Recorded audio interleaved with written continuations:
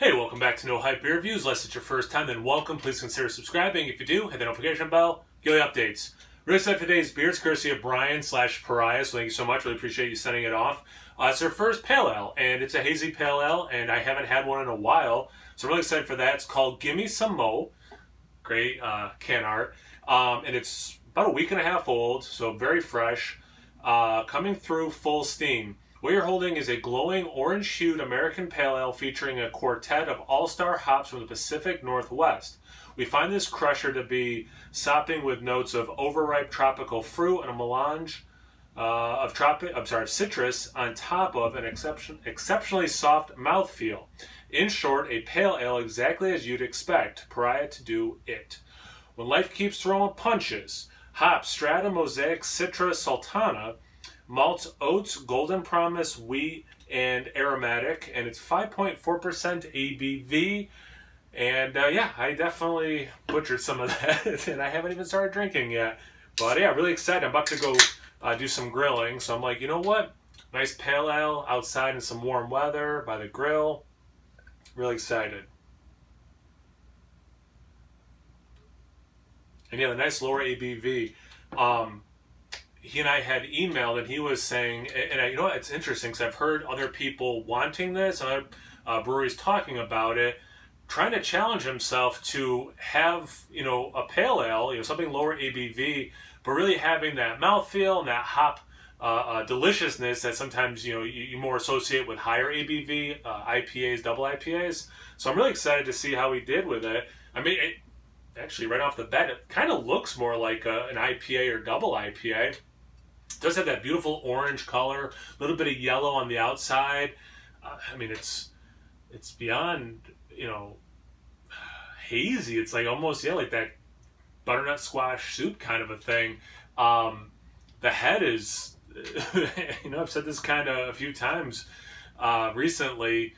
It's almost hard to say off-white. It's so close to just being straight up white. Small bubbles. I mean, you see a little bit sticking to the side of the glass. Just, it looks beautiful. Let's get into the aroma.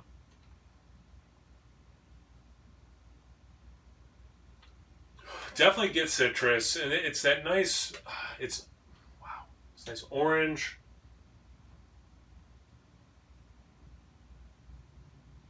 You're getting some zest, but it's a lot of the orange juice itself.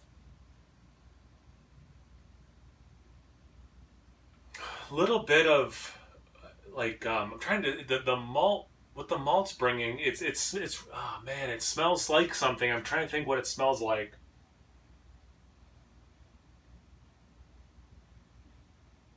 Man, what is that? Yeah, it's something super familiar. I can't put my finger on it.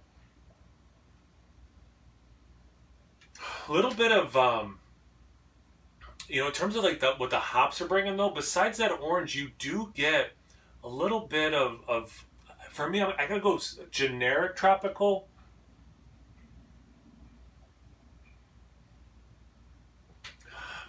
Can I identify it? Is it mango? I think it's some soft mango. Yeah. It smells good. It's got me right. It's got me wanting to taste it. Let's get into the taste. Cheers.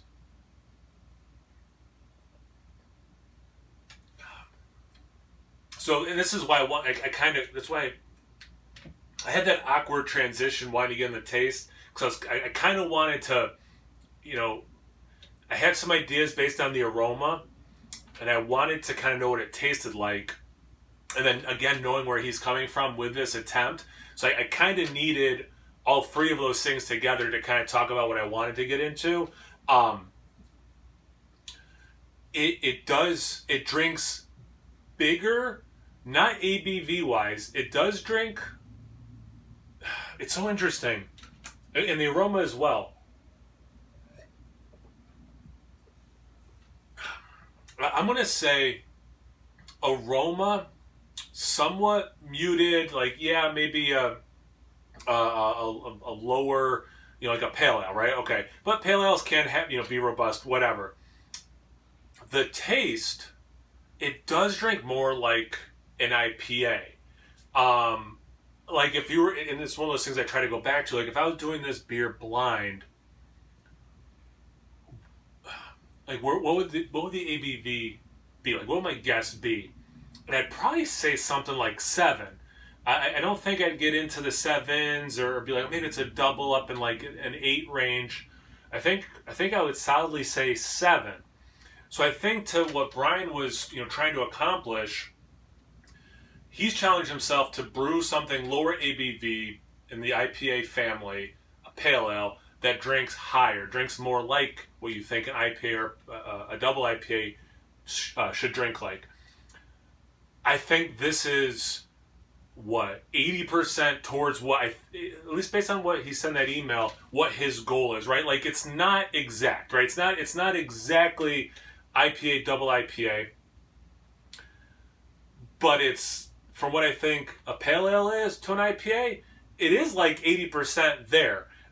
For a first attempt at that specific goal, I would say getting, in my mind, 80% there is amazing, right? The beer itself, like, taking away the fact that I know what he's shooting for, I'm just going into this knowing it's a hazy pale ale. That's what it says on the side of the can, hazy pale ale, 5.4. How does it drink? Good. That's for sure. It's got a nice mouthfeel. Just like the aroma, you're getting some of that orange juice specifically. It has a good level of bitterness while still having that juice. So it's the thing I want, right, in this style. I want all that juicy stuff, but I still want to know I'm drinking a beer. And this delivers that. At 5.4%, and again, today's a really nice day, I could crush these. Like, I could totally, and you would be like, I'm getting full flavor. You don't feel like you're sacrificing. I've had this, it's actually been a while since I've had this conversation, but when, like, you saw more, like, session IPAs coming out, and people are like, oh yeah, I'd rather drink, whatever, let's say 4 of those versus 2 double IPAs, just to kind of whatever for the math. And I was like, I typically would rather have 2 double IPAs. I'm going to get more flavor, so like for the amount of alcohol I'm drinking, et cetera, I'd rather have the fuller flavor, bigger flavor thing, right? To this point, you don't feel like you're sacrificing a lot with this beer. So I'm going to say, Brian, like, yeah, this is really close to, I think, what your goal was, man. And like, on its own, this is really good. And it's interesting. I could crush this. But there is enough flavor where you do kind of pause, like, okay, what am I getting? It's not like forgettable, it's not watery, it's not like that kind of crusher, but it's got a good flavor. It's not like, it's not inhibiting, it's not like I'm getting palate fatigue, it's nothing like that, right? But then it does have these moments where it's just like, oh yeah, that is good. Look, let me pause on that, let me reflect on that.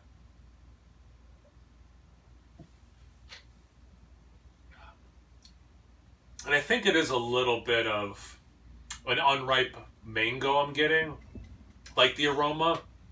So like that. So there you go. This is the last thing maybe I'll say before I wrap it up. Like, I'll just use the mango characteristic, right? We'll go to a more extreme double IPA, right? So with that, upping the malt bill, you can get some more sweetness. You can do different things with a hop brewing that style, and it might be very ripe mango, right? So you're still getting mango in this beer, but it's not that full level of like, well, this is like overripe mango on my palate, but it is mango. Yeah, I mean, yeah, for a 5.4% pale ale, yeah, it does drink. Yeah, this is good. I'm going to start repeating myself, which is how I always know it's time to wrap this up. Thanks again, Brian. Really appreciate it. Check them out if you live out that way.